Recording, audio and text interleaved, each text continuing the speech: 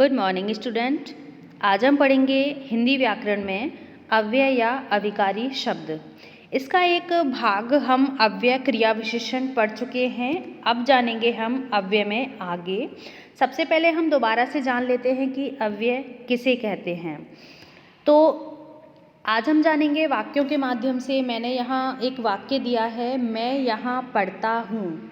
अब पढ़ता हूँ, पढ़ता क्या है? लिंग के हिसाब से अगर हम देखेंगे तो पढ़ता अपना क्या आ जाता है? पुल्लिंग आ जाता है। अगर हम इसको स्त्रीलिंग में बदलते हैं तो मैं यहाँ पढ़ती हूँ, तो क्या बदला है? पढ़ती हूँ। बस हमारा बदला क्या है? यहाँ पर पढ़ती हूँ।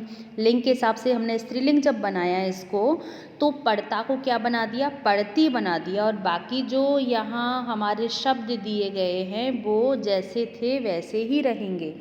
हमने क्या बदला है? बस लिंग बदला है, और लिंग के बदलने पर ही पढ़ता का क्या बन गया? पढ़ती। अब देखते हैं हम आगे वचन के हिसाब से। वचन के हिसाब से अगर परिवर्तन आता है तो कैसे आता है?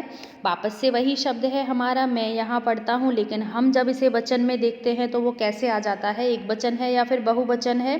पढ़ता क्या आएगा?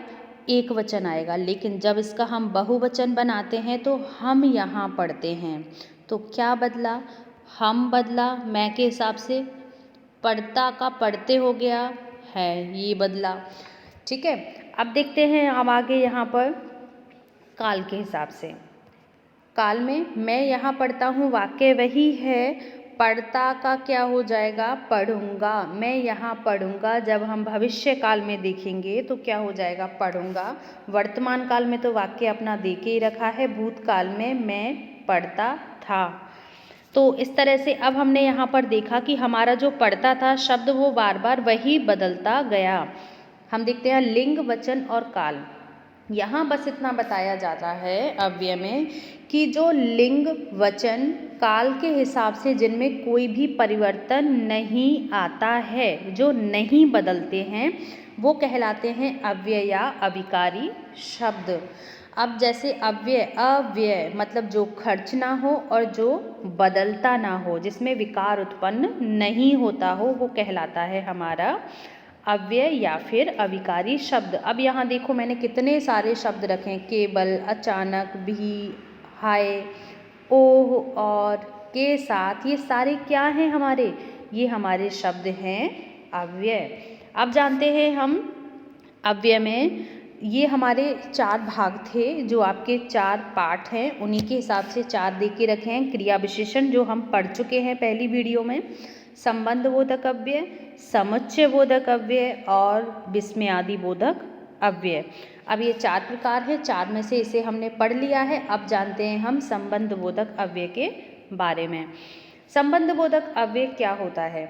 संबंध बोधक अव्यय, अब जैसे यहाँ पर बताया जा रहा है कि संबंध बता रहा है, नाम से तो पता चल रहा है हमें कि ये क्या बता रहा है? हमें संबंध बता रहा है। कैसा संबंध? जैसे वह मेरा भाई है, क्योंकि नाम से तो हम तो संबंध इसी तरह से देखते हैं, लेकिन हमें यहाँ ये संबंध ऐसे इस तरह से नहीं देखना है। हमें देखना है संज्ञा या सर्वनाम शब्दों के साथ लगकर उनका संबंध, वाक्य के अन्य शब्दों से जोड़ते हैं, उन्हें हम कहते हैं संबंध बोधक अव्यय।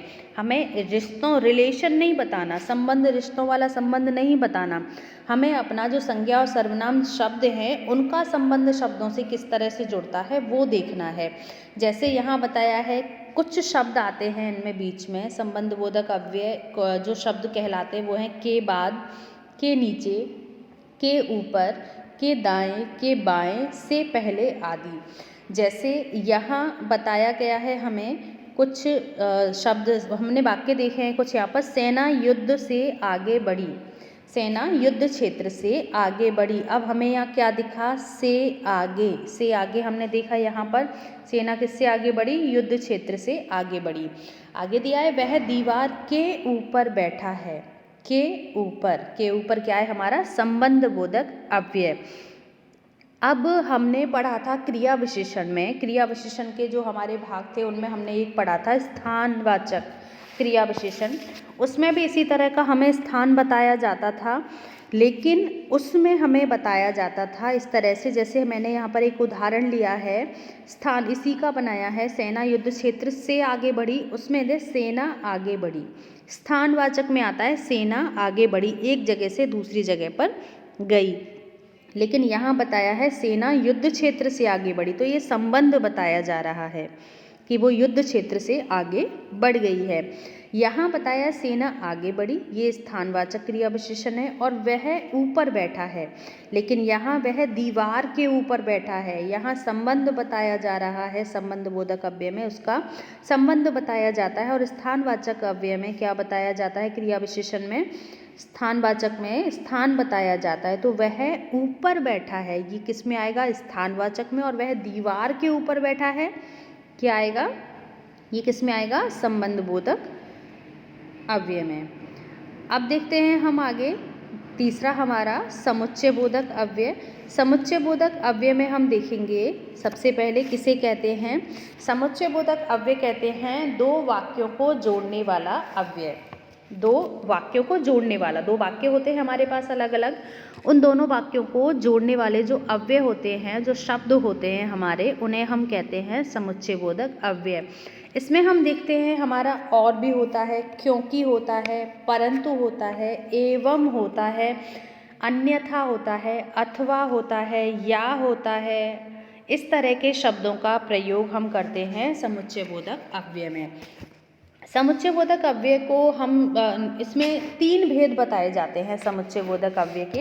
एक तो होता है संयोजक, संयोजक मतलब संयोग करने वाला, शब्दों को जोड़ने के काम आता है।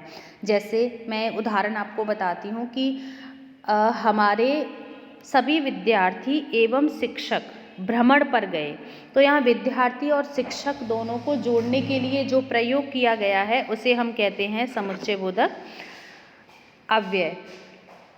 आगे इसमें दूसरा आता है विभाजक। दूसरा कौन सा आता है, विभाजक आता है। विभाजक मतलब दोनों को अलग करने वाला, दोनों में भेद प्रकट करने वाला, विभाजन करने वाला होता है। जैसे सभी बच्चे खेलने चले जाते हैं परंतु तुम यहीं बैठे रहते हो, तो ये जो परंतु शब्द है वो कौन सा है, हमारा विभाजन करने के लिए था। जैसे हाथी बेचैन था क्योंकि उसकी सूंड में चींटी काट रही थी, तो क्योंकि जो शब्द आया वो क्या है, हमारा समुच्चय बोधक अव्यय होता है। आगे आता है हमारा तीसरा होता है विकल्प सूचक, उसमें विकल्प दिया जाता है। जैसे हम यहाँ देख सकते हैं विकल्प में विकल्प दिया जा रहा है। विकल्प कैसे होता है कि आपको दो ऑप्शन, दो विकल्प दिए जाते हैं, तुम जाओगे या फिर मैं टीचर को बुलाऊं, या फिर ऐसे तुम खाना खाओ अथवा सो जाओ। तो दो आपके पास दो विकल्प हैं, दोनों विकल्पों में से आपको कोई एक देखना है कि आपको कौन सा रखना है। तो दो विकल्प दिए जाते हैं समुच्चय बोधक अव्यय के विकल्प सूचक में।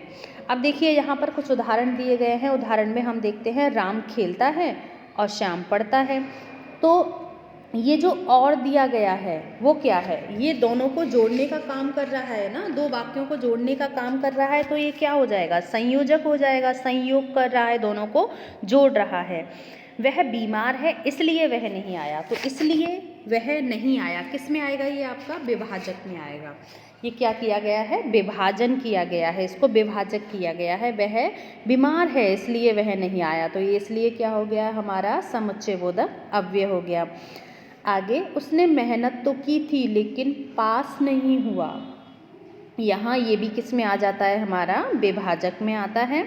आगे देखते हैं राम और श्याम पढ़ रहे हैं, तो ये और अपना वही समुच्चय बोधक अव्यय हो गया। रोहन तथा सोहन कल आएंगे, रोहन तथा सोहन कल आएंगे, तो ये आपके कौन से हो जाते हैं, दो वाक्यों को, दो शब्दों को, दो वाक्यों को जोड़ने वाला जो अव्यय होता है वो समुच्चय बोधक अव्यय कहलाता है। आगे देखते हैं हम हमारा अगला विस्मयादि बोधक अव्यय। विस्मयादि बोधक अव्यय, अब विस्मयादि बोधक, इसका चिन्ह विस्मयादि बोधक का आपको बहुत अच्छे से पता होगा। ये इस तरह का चिन्ह होता है। जब हम विराम चिन्ह पढ़ेंगे अपने, तो विराम चिन्हों में हम देखेंगे कि ये वाला जो हमारा चिन्ह आता है वो कौन सा आता है, ये विस्मयादि बोधक का चिन्ह होता है। ये हमें जहाँ भी दिख जाता है हमें समझ जाना चाहिए कि ये विस्मयादि बोधक है।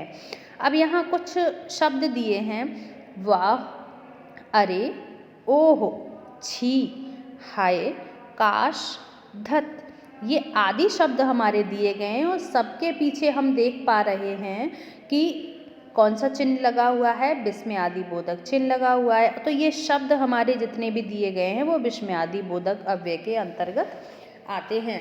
जैसे हम बोलते हैं विस्मयादि बोधक, तो हम सबसे पहले तो ये तो जानते ही हैं ना कि हर्ष, शोक, आश्चर्य, घृणा, भय आदि भावों को प्रकट करने वाले तथा संबोधन वाले शब्द विस्मयादि बोधक अव्यय के अंतर्गत आते हैं। हम देखते हैं हर्ष सूचक जो शब्द होता है, प्रसन्नता जाहिर की जाती है। शोक सूचक जो शब्द होता है, जैसे हाय, बाप रे, काश, ऐसे शब्द आते हैं। आश्चर्य सूचक शब्द भी होते हैं, ओह, अरे, जैसे हमारे यहाँ दे के रखें, आश्चर्य प्रकट करते हैं। और घृणा सूचक जैसे धत, छी, ये घृणा व्यक्त करते हैं। स्वीकृति, हाँ ठीक है, अच्छा, इस तरह के होते हैं। संबोधन में अरे, ओ, इस तरह से हम बोलते हैं ना। क्रोध, क्रोध में क्या होगा, चुप, परे हटो, इस तरह के जो शब्द हैं वो हमारे किस में आएंगे, क्रोध में। और चेतावनी, चेतावनी आपने देखी होगी, लिखा हुआ होता है सावधान। जब खतरा इस तरह से लिखा हुआ रहता है, खतरा लिखा है कहीं पर, तो ऐसे, और इसमें विस्मयादि बोधक। बच्चों, आदि ये किस में आते हैं, हमारे विस्मयादि बोधक अव्यय के अंतर्गत आते हैं। अब देखते हैं कुछ वाक्य दिए गए, वाह कितना सुंदर फूल है, तो ये हमारा क्या है, विस्मयादि बोधक अव्यय है। ओह, ये जानकर दुख हुआ, तो ये शोक सूचक ओह आ गया। छी, यहाँ कितनी गंदगी है, तो ये छी शब्द अपना आया है किसमें, घृणा सूचक में आता है विस्मयादि बोधक अव्यय के अंतर्गत। तो अब हमारा ये अव्यय का जो पाठ है, अव्यय के हमने 4 भाग पढ़ लिए, पूरा हमारा ये पाठ है वो खत्म हो चुका है। हमने ये पूरा ठीक से पढ़ा, उम्मीद है आपको अच्छे से समझ में आया होगा। अव्यय क्रिया विशेषण, संबंध बोधक, अव्यय समुच्चय बोधक और अव्यय विस्मयादि बोधक, ये हमारा अव्यय का पाठ खत्म होता है। धन्यवाद स्टूडेंट।